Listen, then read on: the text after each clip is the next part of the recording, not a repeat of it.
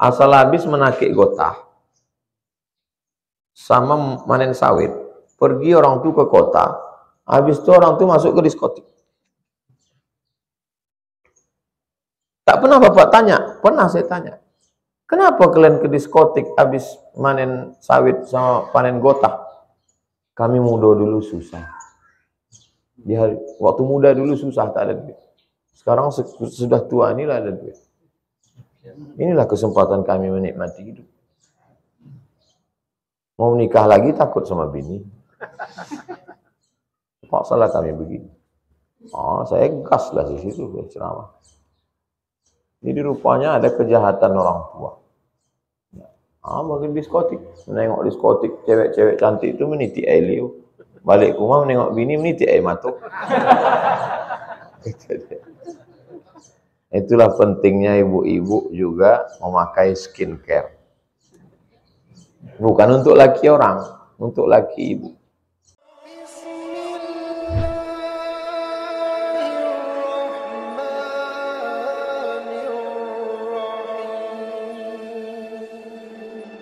Ini sering terjadi kepada saya. Bagaimana sikap kita terhadap tamu yang ketika masuk waktu sholat masih asik ngobrol. Padahal biasanya kita sholat ke masjid. Tapi mau ditinggal segan pula. Mau diajak pun juga segan. Karena dia lebih tua dan lebih berilmu. Nah, kalau dia lebih tua, itulah kesempatan kita. Pak, Bapak kan tak lama lagi mati, Pak. Ayo kita sholat, sudah azan tuh Pak. Tak mungkinlah kami ngomong gitu Pak Ustaz, sakitlah hati dia. Ini kan direkam ini. Kalian potong nanti. Pura-pura apa buat nada panggil. Bapak kan udah tua Pak. Astagfirullah. Siapa pula nyetel handphone?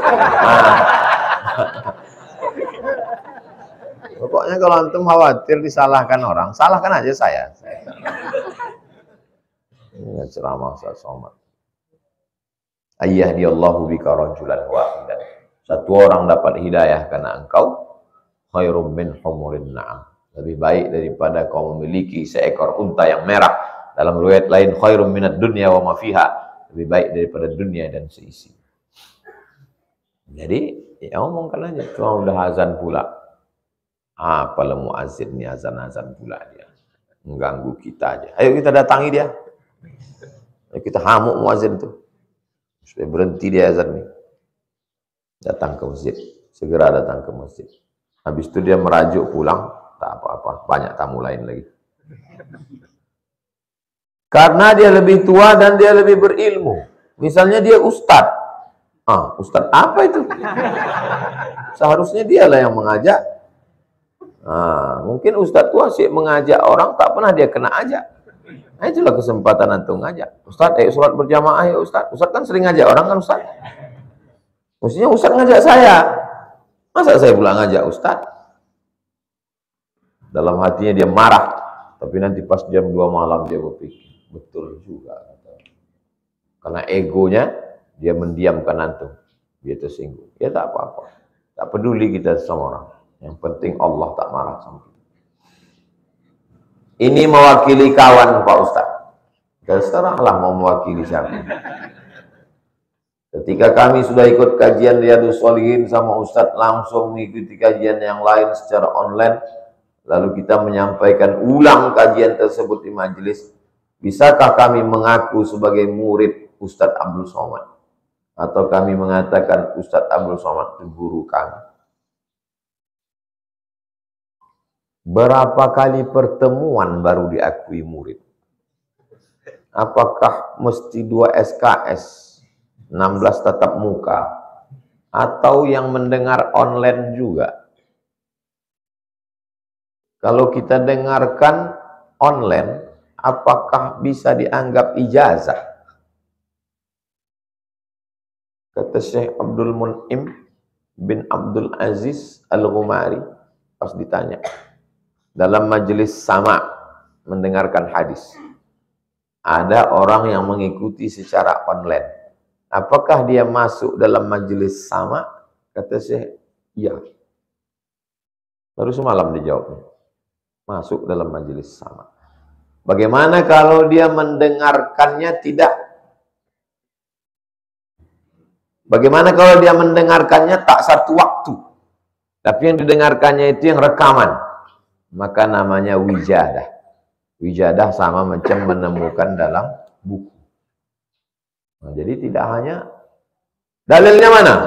Dalilnya adalah ketika Nabi menyampaikan hadis yang perempuan mendengarnya dari balik dinding, dari balik tirai. Itu juga dianggap mendengar. Jadi orang yang sedang di rumah sekarang macam sedang berada di balik tirai, di balik dinding. Karena kecanggihan teknologi. Saudara kita yang sedang mengikuti online dari Sabang sampai Papua, yang sedang mencari nafkah di Hong Kong, di Taiwan, maka mereka juga masuk dalam kategori mendengarkan kajian kita subuh. Boleh jadi barokah dari mereka, untuk mereka lebih banyak pula dari kita lagi. Karena lebih ikhlas, mana tahu kita. Yang ditengok Allah kan hatinya. Jadi antum bilang, ini dari guru kami, dari Ustaz Abdul Somad.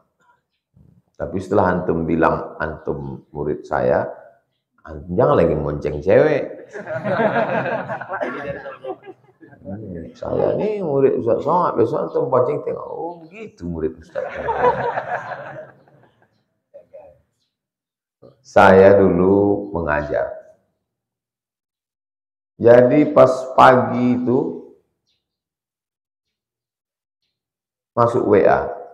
Nomor WA saya kasih ke mahasiswa biar mudah mereka izin. Tak perlu, saya tak mau mempersulit mesti pakai surat. Mohon maaf Ustadz, ban kena paku. Tak bisa saya datang hari ini. Ya, saya bilang, saya paham. Mana ban dia mungkin di jalan, tak bisa dia ngejar. Pulang saya siang, dari depan UIN. Depan UIN keluar kan, rumah makan sebelah kiri itu kan. Sebelum sampai lampu merah simpang 4 Panam. Pas lewat rumah makan tuh, nampak saya lah dia. Cewek tuh megang belakang.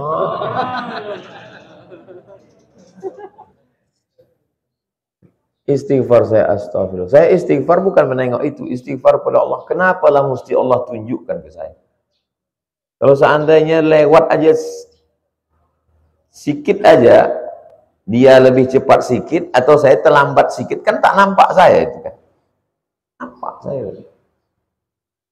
Saya rekam sampai berhenti di lampu merah. Pas masuk besok di kelas tak sampai hati saya nengok mukanya.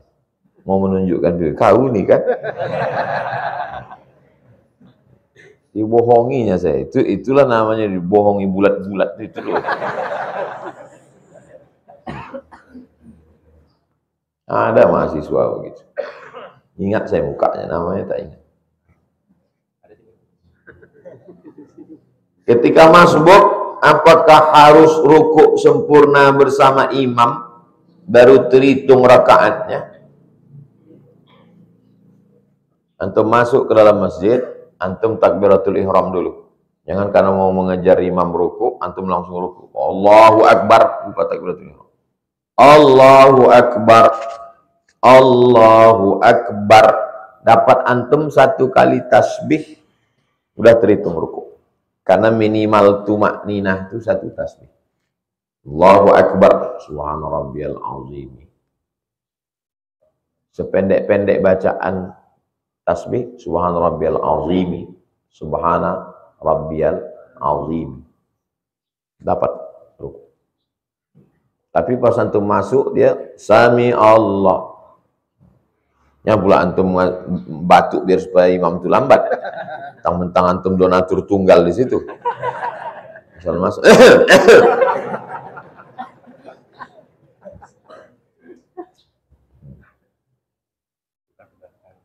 Kalau masuk imam itu sedang sujud, Pak Ustadz ikut sujud. Ini banyak orang sampai ke masjid, imam sedang sujud, tegak dia. Dia supaya pas imam tegak baru tegak. Untuk apa kita ikut? Bukan terhitung 1 rakaat. Boleh jadi sujud itulah yang menyebabkan kau masuk surga. Karena sujud itulah yang paling ikhlas. Sujud itulah yang paling ikhlas. Kenapa? Tak terhitung satu rakaat. Tak tahu kita tentang sujud mana. Sajdatun, satu sujud lebih baik daripada dunia dan seisi. Sujud yang mana? Mana tahu kita. Entah sujud yang itu ya. Jadi masuk ke dalam masjid, apa yang dilakukan imam? Imam sujud, sujud kita. Imam duduk antara dua sujud, duduk kita. Imam tasyahud, duduk kita tasyahud. Ini masuk ke dalam masjid, imam tasyahud akhir. Tegak-tegak dia nunggu orang yang masbuk juga. Manalah kawan-kawan yang terlambat. Imam tasyahud akhir, takbiratul ihram, duduk ikut sama imam. Kalau tuan membeli lakban, banyak dijual toko dan buku. Jazakallah khairan atas jawaban. Semoga dalam lindungan Allah selalu. Kalau tuan membeli lakban untuk dipakai kaki yang sakit, jangan cuma jazakallah khairan, tolong juga membantu masjid. Itu sekedar tradisi bepantun Melayu aja. Bebalas tuh mesti dijawab. Kalau tuan pergi ke keramat, jangan lupa membeli katun. Kalau ustadz memang hebat, tolong ustadz jawab pantun. Menyiram bunga yang sedang layu. Bunga layu tumbuh di atas. Kalau memang kau orang Melayu, jangan berpantun menengok kertas. Sewaktu-waktu saya memberikan kontak perempuan kepada teman saya yang laki-laki. Tidak lama dari itu mereka pun pacaran. Dan saya menyesal sampai sekarang. Karena merasa menjadi jembatan untuk mereka bermaksiat. Bagaimana pandangan Ustadz? Apakah dosa pacaran mereka perbuat? Saya ikut dapat dosanya. Man dalla ala khairin falahu mislu ajri fa'ilihi. Siapa yang menunjukkan perbuatan baik, dia dapat macam pahala orang yang melakukannya. Mafhum mukhalafahnya, yang berbedanya dari sini, maka menunjukkan perbuatan jahat juga dapat dosanya. Man sanna fil islami sunnatan hasanatan. Siapa yang mengajarkan tradisi yang baik, falahu ajruha, dia dapat pahalanya. Maka yang menunjukkan sunnatan sayyi'atan, falahu wizruha, dia dapat. Jadi macam mana supaya putus keran dosa jariah ini? Kontak dia balik. Bilang sama dia, kau udah nikah perempuan, udah 3 anak kami. Allah. Yang lalu-lalu itu istighfar lah. Ada kau dulu bawa dia jalan makan bakso. Tak terceritakan lagi, kata dia. Mudah-mudahan diampunkan Allah. Dosaku pun juga mudah-mudahan diampunkan Allah. Tapi kalau dia belum nikah, suruh dia nikah.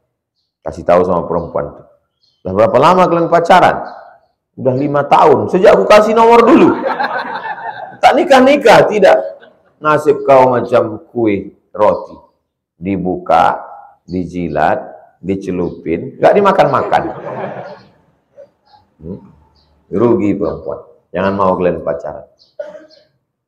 Saya punya penyakit, mohon maaf, penyakit ambeien. Jadi selalu susah untuk buang air besar. Dan kadang-kadang berdarah. Bagi yang belum kena, banyak makan buah, kates, pisang, minum air. Jangan makan yang kesat-kesat. Yang kesat-kesat, salak, yang pahit-pahit.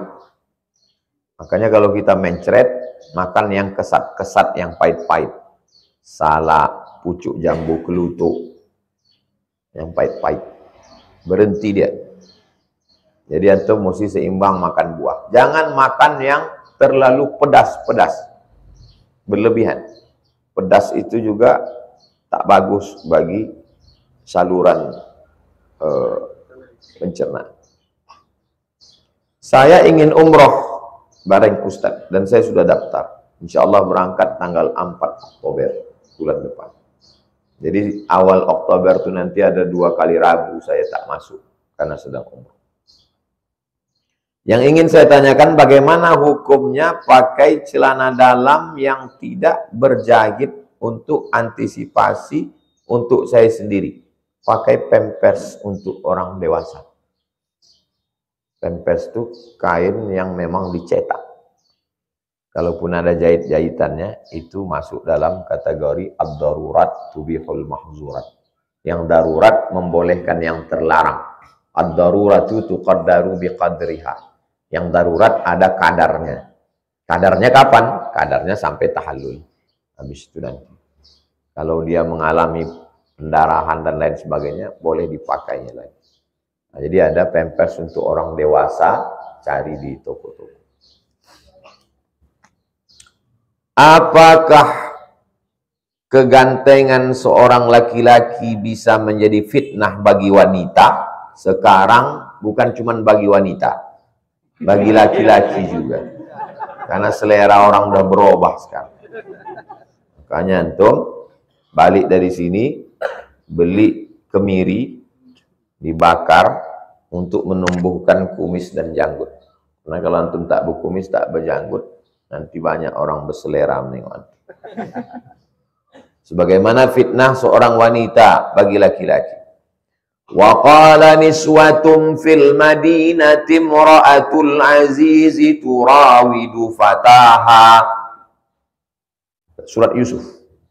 Wa qala niswatun fil madinati, perempuan-perempuan di kota. Apa kata perempuan itu? Imra'atul azizi turawidu fataha. Zulaikha sudah jatuh cinta kepada anak muda yang tinggal di rumahnya, Yusuf. Jadi rupanya dari dulu grup WA mak-mak ini memang udah. Zulaikha tak mau jadi korban sendiri. Kalian pikir enak jadi aku ini, kata Zulaikha. Diundangnya perempuan-perempuan itu. Kalian yang selalu menggosipi aku, besok datang kalian ke rumah. Biar ku jumpa kalian Yusuf. Habis itu dikasihnya satu orang pisau sama buah. Setelah itu suruhnya Yusuf keluar. Pas Yusuf keluar, qata'na aydiyahunna. Kalau qata'a memotong. Dalam ayat itu bukan qata'a, qata'na. Memotong-motong. Tuh potong-potong tangan sampai tak terasa. Waktu menengok Yusuf keluar, apa kata mereka? Ma hadza illa malakun karim. This is an angel. An angel. Malaikat ini, bukan manusia. Apa kata Zulaikha? Itu yang ku tahankan tiap hari. Kalian baru sekali aja potong-potong. Aku tiap hari menengok itu. Mana tahan, kata dia. Jadi kegantengan itu pun jadi fitnah. Oh, kalau gitu bercadarlah kami, Pak Ustaz. Bukan saya suruh kalian yang udah ganteng nih bercadar. Jadi maksudnya Pak Ustaz berhelm lah. Jangan muka kalian tuh muka PHP, memberi harapan palsu. Mentang-mentang ganteng semua diiyakan, bercakap lemah lembut. Akhirnya semua kelas tuh merasa antum, dianggapnya antum. Bukan semua kelas, semua fakultas. Dari mulai fakultas ekonomi sampai dakwah, sampai pertanian, perikanan, sampai bukan buat semua fakultas, semua dari mulai kampus UIN, kampus UIR, UNRI. Antum biasa-biasa aja. Kalau ngomong sama orang, sama kawan, sama siswi biasa aja. Jadi kita rapat panitia nanti sore, ya rapat. Ya lemah lembut. Kita rapat ya. Nah, jadi disangkanya orang, banyak orang kecewa. Masalah antum sudah sesuai dengan syariat Islam, lalu ada orang yang berbuat salah, itu bukan salah kita lagi. Sama macam antum buka rumah makan jual nasi. Datang orang membeli nasi, antum dimakannya, bertenaga dia. Setelah bertenaga merampok dia. Lalu pas di akhirat ditanya perampok, kenapa kau merampok? Karena aku bertenaga. Kenapa kau bertenaga? Karena aku makan ketupek gulai paku dari warungnya tadi. Tidak antum dapat dosa gara-gara itu, karena itu bukan urusan antum. Antum menjual yang halal. Memang wajah itu ciptaan Allah. Tidak mesti setelah ini antum beli air raksa siramkan ke muka. Daripada ini jadi fitnah, ku hancurkan aja. Penting antum sesuai dengan syariat Islam, tidak menjual harga diri, tidak memberikan harapan-harapan, tidak kecicilan, tak ramah, tak tentu arah. Maka insya Allah kegantengan itu jadi nikmat. Kalau antum ganteng, antum sholat, antum sopan, antum baik, itu jadi dakwah juga. Apa kata kawan-kawan antum yang lain? Tengok sih itu. Udah ganteng, kaya, sholat lagi. Kau udah hitam. Tak sembahyang. Belum masuk neraka udah hitam. Nah, jadi kalau antum ganteng, antum jadi iklan untuk Islam ini. Banyak kawan-kawan saya yang ganteng-ganteng itu jadi iklan untuk Islam. Islam ini agama yang bagus, produk yang bagus. Tapi bintang iklannya kurang bagus sehingga produknya menjadi tidak menarik. Mudah-mudahan Allah menjaga anak-anak muda kita insya Allah. Orang-orang tuanya pun dijaga juga. Bukan berarti anak muda ini didoakan orang tuanya sudah selamat. Saya pernah ceramah di satu tempat di Riau ini.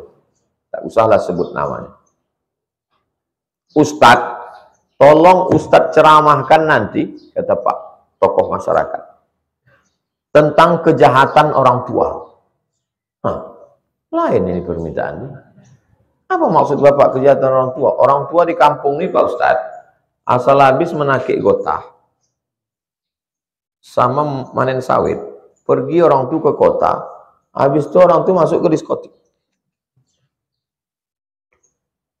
Tak pernah Bapak tanya? Pernah saya tanya. Kenapa kalian ke diskotik habis manen sawit sama panen gotah? Kami muda dulu susah. Waktu muda dulu susah, tak ada duit. Sekarang sudah tua inilah ada duit. Inilah kesempatan kami menikmati hidup. Mau menikah lagi takut sama bini. Paksalah kami begini. Saya gas lah di situ ceramah. Jadi rupanya ada kejahatan orang tua. Makin diskotik, menengok diskotik cewek-cewek cantik itu meniti air liu. Balik ke rumah menengok bini meniti air matuk. Itulah pentingnya ibu-ibu juga memakai skincare. Bukan untuk laki orang, untuk laki ibu. Ibu berbedak, ibu berlipstik, ibu mengecat rambut warna pink. Tapi untuk bapak tuh bukan untuk orang. Ini banyak sekarang perempuan bersolek untuk laki orang. Berbedak dia berlipstik untuk laki orang. Kalau pas di rumah 3 gendangnya. Kalau tak mak lampir sundil bolong nyiblorong. Nah, bapak-bapak ini juga motor itu memang tidak baru, tapi sering diservis, didempul, catnya diperbaiki. Senyum. Mudah-mudahan Allah selalu memberikan yang baik-baik untuk kita insyaallah. Ala hadhihi niyah ini terakhir bulan Safar. Habis nanti Maulid. Kita ada Maulid Arba'in dengan Habib Muhammad. Keliling Maulid. Satu malam saya minta untuk Az-Zahra. Nanti di-share kapan. Ala hadhihi niyah wa kulli niyatin shalihah. Al-Fatihah. A'udzubillahi minasyaitonir rajim. Bismillahirrahmanirrahim. Alhamdulillahirabbil alamin arrahmanir rahim maliki yaumiddin iyyaka na'budu wa iyyaka nasta'in. Ihdinas siratal mustaqim. Shiratal ladzina an'amta 'alaihim ghairil maghdubi 'alaihim waladdallin. Amin. Allahumma shalli ala sayyidina Muhammad wa ala ali sayyidina Muhammad. Assalamu alayka ya Rasulullah. La tad'a lana fi maqamina hadza dhanban illa ghafartah. Ampunkan dosa kami ya Allah. Wala aiban illa satartah. Tutupi aib cacat kami ya Allah. Wala musafiran illa wasaltah.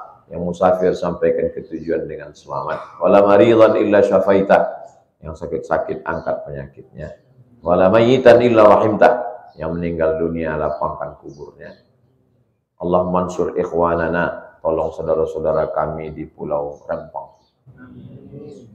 Mereka yang susah ke laut, lapangkan rezekinya. Mereka yang sedang memperjuangkan rumahnya, kampung halamannya, tolong mereka ya Allah.